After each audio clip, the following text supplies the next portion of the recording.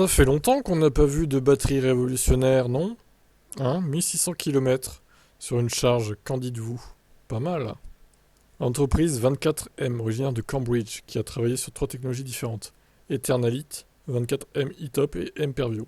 Celles-ci ont convaincu le groupe Volkswagen, qui collaborera désormais avec 24M et a acquis 25% des parts de la société. Ceci dans le but de créer une entité dédiée qui travaillera à la fabrication de cellules de batterie, les semi-solides. Alors, Eternalite, électrolyte liquide, Impervio, séparateur de batterie de nouvelle génération, 24M e-top, technologie de batterie électrolyte Tupac. Ces innovations viennent répondre plutôt efficacement aux problèmes des batteries lithium-métal, à savoir les problèmes de sécurité, formation de dendrites métalliques sur la node qui provoquent des courts-circuits. Ce qui est plutôt inquiétant, oui. Leur limitation en termes de durée de vie et de capacité de charge. Des faiblesses qui aujourd'hui limitent encore l'utilisation commerciale. Le PDG de 24M déclare: Nous sommes déterminés à révolutionner le monde des batteries en proposant des solutions innovantes, capables de relever les défis majeurs du secteur.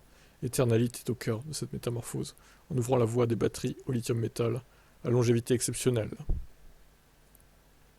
Selon les chiffres avancés, l'utilisation d'Eternalite optimise et stabilise de manière très efficace les cycles de charge de la batterie.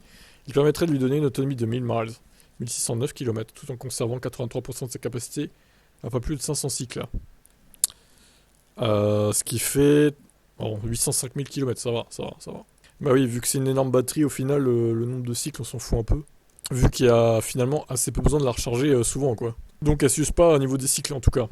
Après, il faudrait voir dans le temps ce que ça donne à niveau usure, mais... Parce qu'on sait que les batteries s'usent aussi dans le temps, même si elles sont pas rechargées. La technologie 24M e-top permettrait, elle, d'optimiser la fabrication des packs de batteries. Traditionnellement, les batteries de VE sont construites par assemblage de cellules individuelles en modules, qu'on regroupe ensuite pour former le pack final.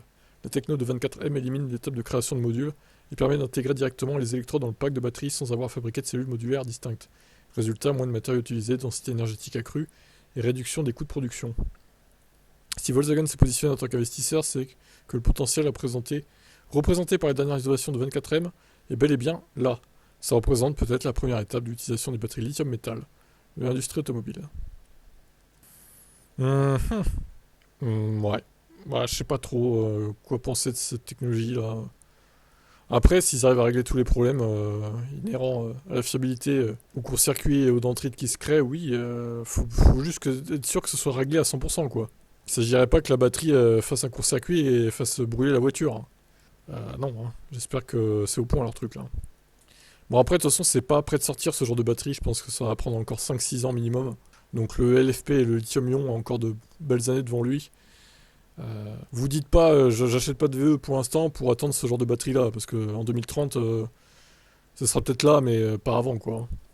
C'est mon avis en tout cas. Affaire à suivre. Quel est votre avis là-dessus?